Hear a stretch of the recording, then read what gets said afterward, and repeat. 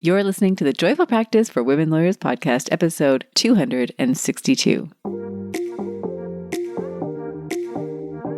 Welcome to the Joyful Practice for Women Lawyers podcast. I'm your host, Paula Price, lawyer turned certified executive coach. This podcast was created to empower women lawyers just like you to create a life and practice you love. Join me every week for a break from the hustle so we can focus on you, what you truly want, and how you can create it. If you're over the overwhelm, done with putting out fires, and ready to redefine success on your own terms, you're in the right place. Ready for today's episode? Let's dive in. Have you ever asked yourself what would happen if you subsisted solely on fast food?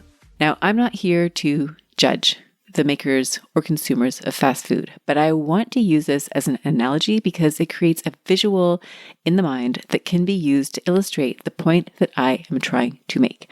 So when I think about fast food, I think of it as having three qualities. Number one, it's fast. By definition, you do not have to wait for it. It is there in an instant. You can even have it delivered to your doorstep if you want through an app.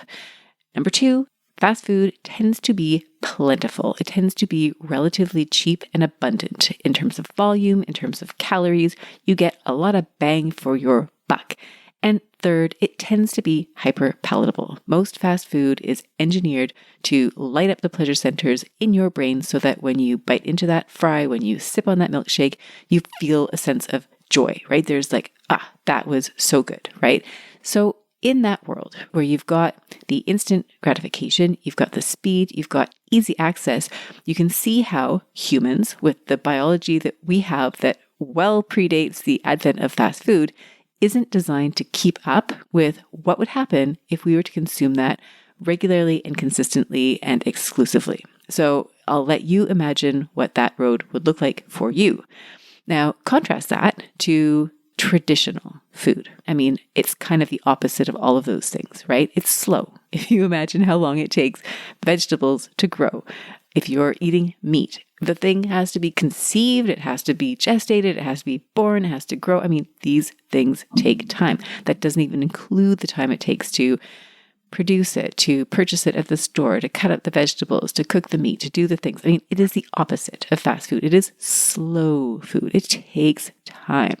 Not only that, but it's relatively expensive, right? If you think about the cost per calorie or the cost per meal for preparing food or purchasing food that is slow food, it's going to be higher, and not everybody has the luxury of doing that. And I appreciate that. So I'm not here to judge if you're eating fast food or slow food. I'm just trying to illustrate that there is a distinction between the two.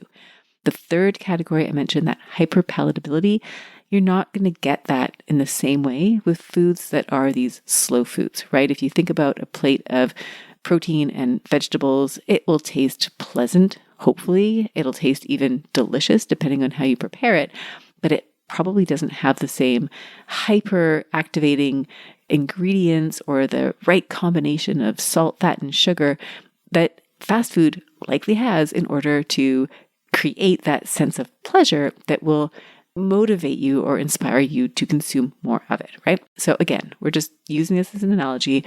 And so the person who's consuming the slower food, my guess is overall their body is going to be able to keep up at a better pace with the foods they're consuming. So in the real world, yes, we can have a combination of all of these things.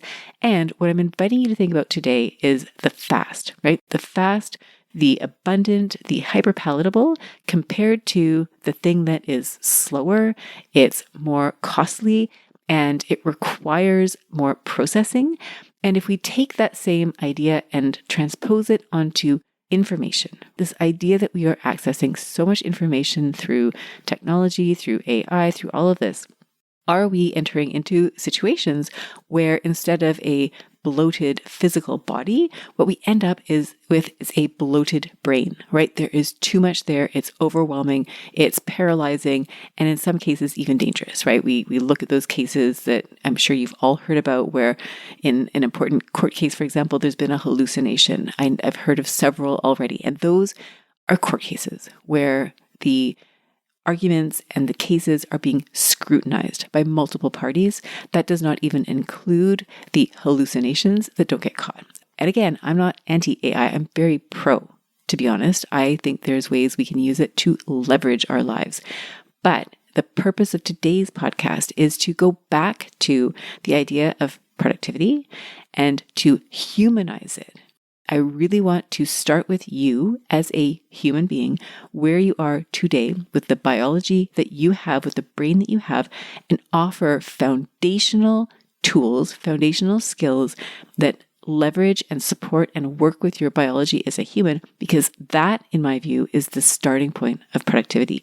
That is something we cannot outsource to AI. And so I'm so glad you're here. I'm so glad we're able to have this conversation, because this is a human to human conversation.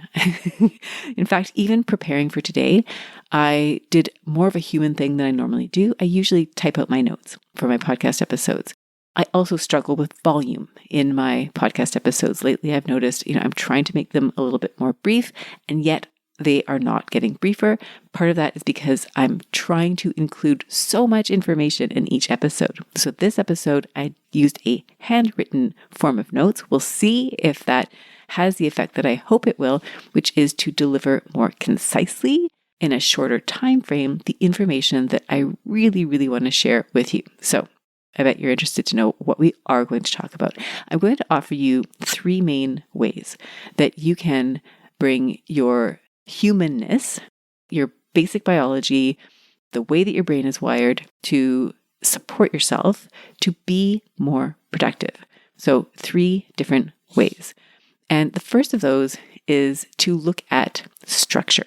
So to me, structure is an integral part of my life. And I think I have always been a structured person, but I really noticed structure when I had children, because if I did not instill structure, if my partner, my husband and I did not instill structure, what we ended up with was a big mess. It was crying toddlers on the floor, kicking and screaming. It was tantrums. It was poor sleep. It was poor eating. It was really difficult, challenging behavior. It was stretches of time with nothing to do except chase a toddler around or a crying baby.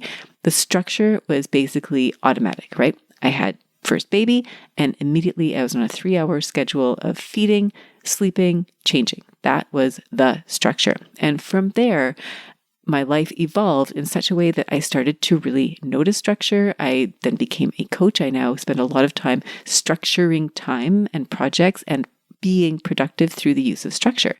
And at its core, structure to me is safety. Structure is the safety of knowing what is going to happen next. It's knowing what your day is going to look like before it ever happens. And structure isn't something to me that is inflexible or brittle. Structure is like a flexible framework that gives a pace to your day, a level of predictability, and if you need to change your structure, if something happens that is unexpected, that's okay. It gets absorbed into the structure and we shuffle things around, but the structure remains relatively intact. You might think of it as a backbone. It is firm but flexible. So when you're thinking about you as a human and you're trying to be productive, what I encourage you to start with is structure. What structures are working with you? And if you work with me as your coach, we're going to spend time thinking about and working on structures for you. Structures, as I mentioned, provide safety. There's a sense of safety when you know what's coming next. There's a way of creating a system. So you're not having to reinvent the wheel every single day. You've got patterns when you've got structures. I like to think of structures when it comes to productivity as thinking about your systems, right? How does your work come in? How are you tracking your work specifically? How do you schedule, right? If you look at your calendar, what structure are you giving to your days and to your weeks? It means specificity. Structure means identifying the outcomes that you want at particular times. It means scheduling. This is a big, big part of productivity. And we'll talk about this more in today's podcast episode, but the idea of using your schedule to create structure in your life. So if you imagine sitting down at the office and let's say it's early, it's 8 a.m. and you've got a big project on your plate and you've got the full day allocated to do it, right? Nothing is on your calendar. You might think that's really amazing. Oh, I've got the full day to do it. But the first thing that I would encourage you to do if you have something like that is to remove some of that fluidity, remove the openness of that day and start building in some structure, like a ladder, right? If you imagine your day and it starts at 8, it ends, let's say, at 5, it's like you want to have stripes in that day. You want to have blocks of time, because if you look at a long day, multiple hours, 8 or 9 hours of just straight time, is that going to give you the structure that you need? Or are you going to be meandering through that day? Maybe you're pausing here, you're getting distracted there. You don't really know what you're supposed to produce by the end of the day. You kind of have a vague idea, but you don't really have the steps you're going to take. So structure to me is taking that time and breaking it into chunks. It's taking your project and breaking it into chunks and then matching the chunks and the time. Structure. So again, taking that step back, we're trying to figure out how we as human beings can leverage our own human nature. And the first thing is structure. We want that structure. It is potentially repeatable. It'll save you time. It will give you a sense of certainty that you know what step is coming next.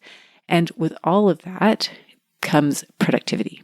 So that is the first area where humans, you don't need to delegate this out to an app. You can delegate it out to an app. You can certainly use the tools that are available to structure your time, to use for calendars, to communicate with your colleagues, all of that. But ultimately, at the beginning, we want you to be thinking about how structure is useful for you in being productive in your day, both at work and at home, because that is going to give you a sense of order and control over how your days, your weeks, your months, your life unfolds. So that's the first thing. Number 2 is something that we as humans experience that I think absolutely sets us apart from any AI technology. And that is the fact that we can feel. And the 2 ways of feeling that I think are essential to incorporate into your plan for productivity are the emotions that you feel and how you feel physically in your body. And by physically in your body, your energy levels, your level of attention, like, are you feeling well? So if we go to emotion first, and I think this is where we can really set ourselves apart from any form of technology, we as humans have feelings that we can use to either slow us down or speed us up. So examples of that in your practice could be procrastination. When you procrastinate, often the reason is that there is a feeling, an emotion of dread, boredom, fear, uncertainty. There's something that is preventing you from moving forward. That is an emotional block. And on last week's podcast episode, I mentioned this idea of the hierarchy of executive functioning skills. And if you're familiar with executive functioning skills, then you know that they are the skills that are this high level of thinking, your arguably highest level of thinking. And it happens in your prefrontal cortex. This is the most evolved part of your brain. It includes things like planning, organizing, time management, time estimates, it's task initiation, it's stick-to-itiveness, it's focus, it's the things that enable you to execute on a project. Your executive functioning skills include emotional regulation. And if you think about your executive functioning skills as being on a ladder, and you kind of have to get past the bottom rungs in order to reach the higher ones, executive functions, the emotional regulation skill, is closer to the bottom, right? It's closer to the bottom of the ladder, which means that if you want to access things like planning and prioritizing and task initiation, then you need to step through that first rung, or that is not necessarily first, it depends on which chart you're looking at. I find different academics, different practitioners will rank executive functioning skills differently. So let's just assume it's somewhere near the bottom. We're not going to get into which placement exactly is relevant here, but you have to move past emotional regulation in order to access the higher level skills. So you can imagine that if you're procrastinating, then what we really want to do in order for you to be productive is find a way to overcome the emotion that is blocking you from moving forward. Now, another example of an emotion is stress. And stress is really a double-edged sword. On the one hand, stress is going to motivate you, right? I mean, stress really is the reason why most of us do anything in life. We are hardwired for survival. And that means that if we detect a threat, we are going to get up and deal with it, compared to the nice to haves. If you think about the things you could do to make your life absolutely amazing, right? I mean, go back to the cooking example. You could cook whole foods every single day and you would feel great. And maybe that works for you. But if it doesn't, and it would be a complete overhaul and it would be tough and inconvenient, you might not be motivated by the idea that you're going to feel so great. Yet if you're starving and you need to eat something, then, oh, that fast food, actually, that's really convenient. It's right here. I can just trade some money and I don't have to worry about this. So you can see how stress is going to potentially motivate us a lot more. The fear of loss, the fear of not getting the thing is more motivating than this ideal of something that would be really nice to have some point in the future. But hey, I got to live my life day to day. So we want to look at stress as having motivating qualities. Kelly McGonigal talks about the upside of stress. I think her work is the most persuasive that I've heard on the topic to really re-embrace the idea of stress as something that can be positive if we think about it that way. And I'll leave it at that for now. But stress can also prevent us from moving forward, right? If you think about how you can get stressed to the point of entering into that fight, flight, freeze scenario where you're almost incapacitated, right? You're feeling so much stress, so much pressure, you're unable to think straight, you're unable to move forward, you get overwhelmed. This is, I think, a very good parallel with some of what I experience when I use AI, right? If I put some search terms into ChatGPT and the thing that comes back is 15 pages long, I don't know how to process that, right? It was too fast. And so you might find situations where you're really stressed, right? Client calls, something's gone wrong, you're upset. Someone comes into your office, they give you some bad news. You get bad news on a case, and now you've got to tell the client. Stress may hold you back. It may prevent you from accessing that higher level of thinking, right? We talked about that with the executive functioning skills. Is it holding you back? So again, we want to find out how emotions, stress in particular, are influencing your productivity. And ultimately what we want is a balance, right? We want to be able to manage stress in such a way that, yes, you are still going to have stress. We want a certain amount of stress in our lives to keep us alert, to keep us functioning. It is not a wholesale bad thing, but we also want to have ways to manage stress. We want to have ways to leverage it. We want to have ways to recover after stressful events. So we as humans, to be productive, need to find ways to manage emotions. The third emotion that I'll highlight here is motivation. And this is one where people struggle sometimes. Lawyers in particular, you may struggle when you come to the end of a really difficult and challenging and labor-intensive file, whether it's a big closing, whether it's a big trial, right? You're exhausted. You've been working around the clock for weeks, and then you show up the next week at the office and all the things you've been ignoring have been piling up and you don't feel like doing it. It can happen after vacation. You've taken a few weeks off from work. You get back to the office. Everything feels heavy. How on earth did you do this job before you went on vacation? Maybe there's build up and pile up and all the things you'd sort of pushed to the side before your vacation. So motivation can be a challenge. And here again, for productivity, we want to find ways to motivate. And one thing that I'll mention here, when it comes to that desire, that motivation, is are you using motivation to do the things that are important to you, right? If you think about the way you feel about your work and your ability to sit yourself down and do the hard things, it feels a lot easier when you feel like what you're doing matters. You feel fulfilled. You can see the difference you're making. You can see how you're helping people. When you've got that sense of alignment, when you feel good about your work, you feel motivated inherently, that is when you're going to do your best work most effortlessly. Versus when you are doing the wrong things. And this goes back to productivity, right? We think often of productivity as getting everything done on your to-do list. What I'm encouraging you to think about is what actually belongs on your to-do list. We need to make sure that you've got the right things on your plate.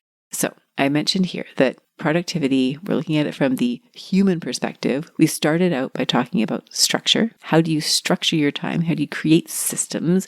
How do you chunk things up, time and projects, to make it palatable and doable for you in a way that feels predictable, that feels safe, that feels structured. This second element is managing your feelings, your emotions. We're talking about the way that you feel emotionally. So we talked about procrastination and dread. We talked about how stress can either move you forward or hold you back.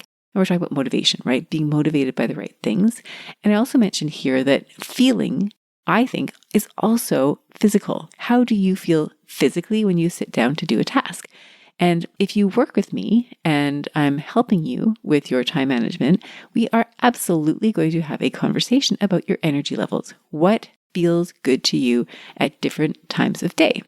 Because if you're a morning person, then you want to structure your day so that the heavy lifting happens when you have your best brain in the morning. And you want to structure activities that maybe aren't as intense, or activities that can be done with people, activities that might energize you. You want to structure those at a time of day when you have lower energy. So the work becomes a pick-me-up. Work that it might take you longer to do a heavy thinking task in the afternoon than it would if you did it in the morning. Now, yes, I get it. Things happen. You can't always pick exactly when you work on projects, but you do have some control. And when you start to think about your energy levels, your physical well-being, when do you have energy? What can you do to give yourself energy? What kind of breaks might you need in a day? What can you do to support yourself? How do you manage low energy times, etc.? All of this plays in. And so when you think about productivity, it's not just math, right? It's not just how do I get all this stuff done.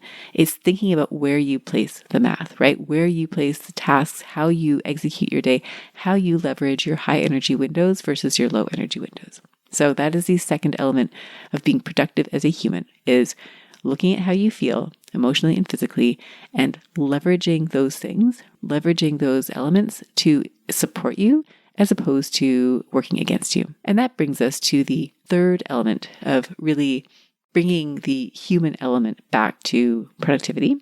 And that is the fact that as humans, we get to connect with other humans, right? We get to work with other humans. That is something that AI, as far as I know, still isn't able to do. So what does that mean from a productivity standpoint?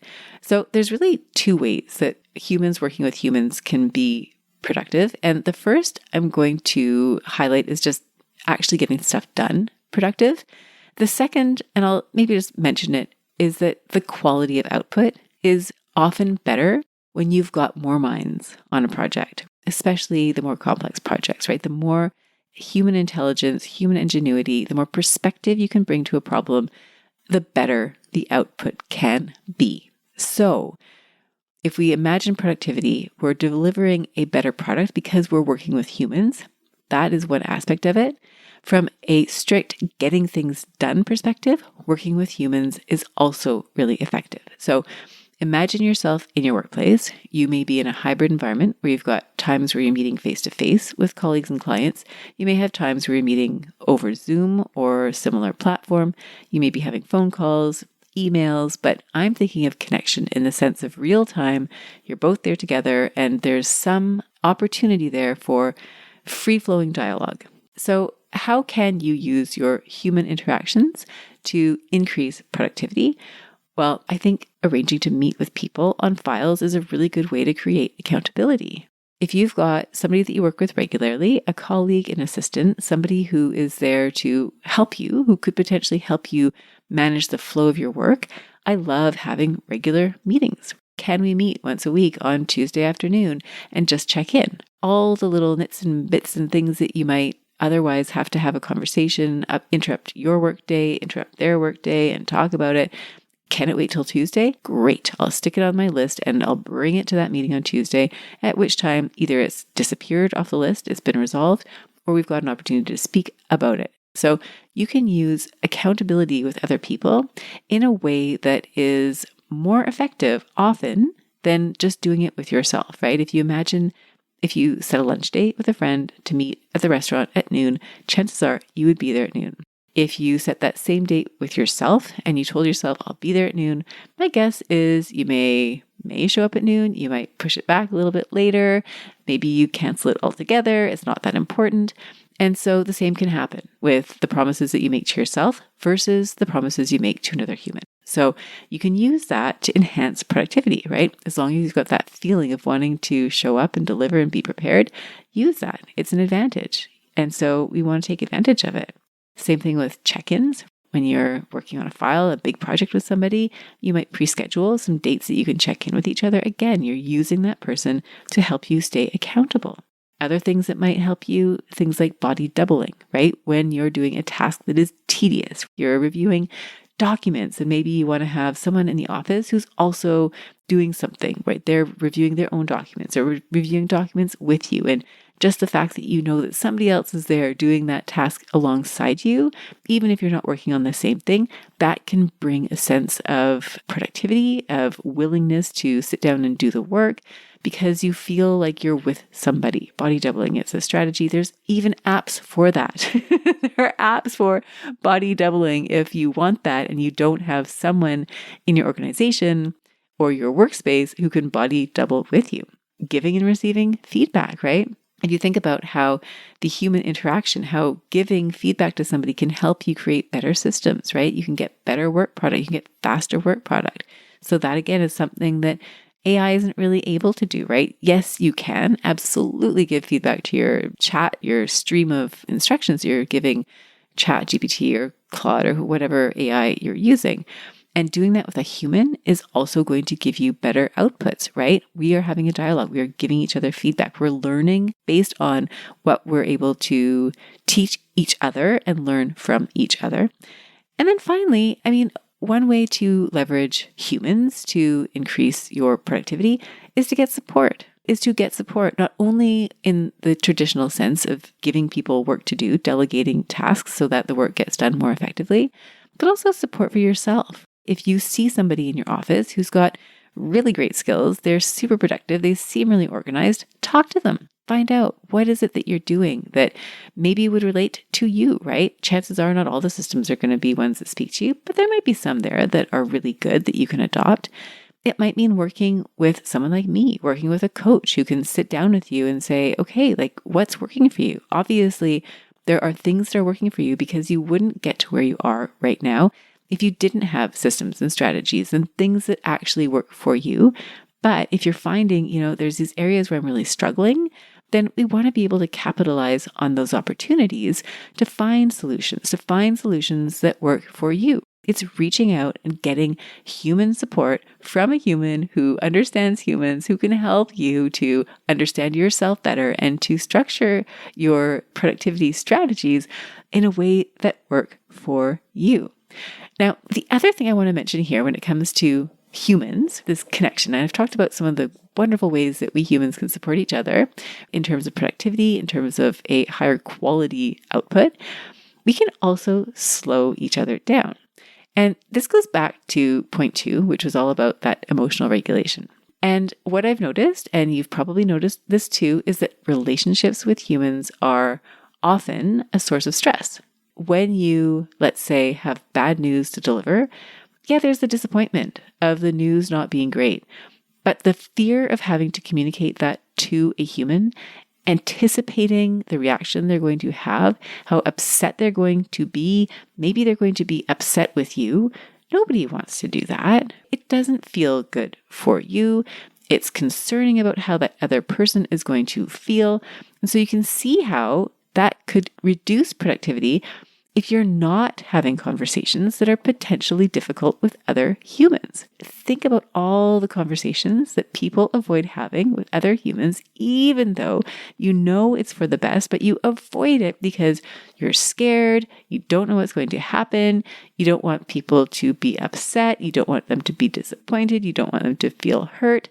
And so we push those conversations off. And what I would offer there is that we are missing out on opportunities for greater productivity by finding ways to have those conversations sooner so that we can then move forward. And a classic example is when you're working on a project and you're reporting to somebody, maybe it's somebody internal, an internal client, maybe it's an external client, and you can tell things just are not going at the speed you had hoped or expected, and an update will be required. And you hope that you don't need to update that person. So you just keep working and you think, if I work hard enough, maybe I won't need to ask for an extension. Maybe I won't need to tell them the project is delayed. Maybe I won't need to tell them. And that is fine if the project truly can be completed to the quality that is required on the original time frame that you agreed to with that person. But if you aren't able to meet the timeline and you tell that person the day of whatever date you agreed to have that project wrapped up, they have no time to fix anything. They have no time to recalibrate the work. They have no time to do anything but potentially ask for an extension themselves. And yet we avoid having that conversation. We avoid giving that update because we're scared. We don't want to disappoint. We want to seem like we're on top of things. And if you are truly on top of things, that's fine. But if you're not, what would be different potentially? How would it be more productive potentially to have that conversation earlier instead of pushing it off? And I say this, having been in that situation myself and done all of the things, avoided the conversation, had the conversation. I just know that when the conversation is had, it might be really uncomfortable in the moment, but the earlier, the better. So what we have talked about then today, we've talked about this idea starting out at the very, very beginning, right? When we are relying on so much technology, when we are opening ourselves to the breadth of information that simply just exists out there in the world. We are fighting volume every single day, right? If you can imagine a sea of cheeseburgers flying at you and you had to eat every single one of them and what that would do to you, right? Like, just imagine. I mean, that's it's a bit ridiculous, but I'm using it on purpose because it's a visual equivalent of the information that is flying at us. And the idea that we're supposed to process it at Mach speeds with the biology of humans that have roamed the earth for tens of thousands of years. And what can we do to support ourselves, right? Take back control, use the advantages that we have as humans to be more productive so that we remain in charge. We decide how we're going to structure our days, how we're going to manage our physical and emotional well-being, how we are going to leverage our interactions with other humans, and how we are going to speed up where we need to, where we might be losing time because we're worried, we're avoiding, and we're putting off conversations that might disappoint those very same people that we want to connect with. When we have a clearer picture of those things, then we have the foundation that we need to then go and use the apps, access the technology, exercise our judgment and discernment in how we use and apply all of that. So hopefully this has been a fun episode for you. Hopefully you feel more connected with the ways in which you as a human might leverage each of these components that we talked about. You might have noticed as I was talking and you were listening and you were thinking about your practice, oh, I can see there's opportunities here. Oh, I can see how that happens. Or, oh, I'm really strong in that area. I wonder what else I can do to really leverage that strength. I hope it's resonated for you in that way. That was my goal.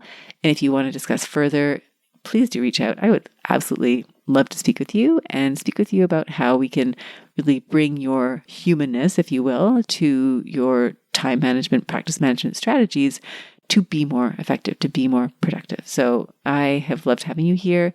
I note the time. I'm under 35 minutes, which is an improvement relative to my goals, which is to deliver these podcast episodes more concisely. So it looks like my low-tech method paid off in some ways. Yes, I did go into detail in many ways, and now I realize I'm just rambling, so I'll stop. But thank you for joining me. It's been a pleasure, and I look forward to reconnecting with you again next week. Bye for now. If you enjoyed today's show and don't want to miss an episode, subscribe and follow the show wherever you listen to your podcasts. If you haven't already, please leave a rating and review. Your feedback will help me create a podcast that's tailored to your needs and goes straight to the heart of what matters to you. Thank you for listening to this episode of the Joyful Practice for Women Lawyers podcast. If you want more information, visit www.thejoyfulpractice.com. See you next week.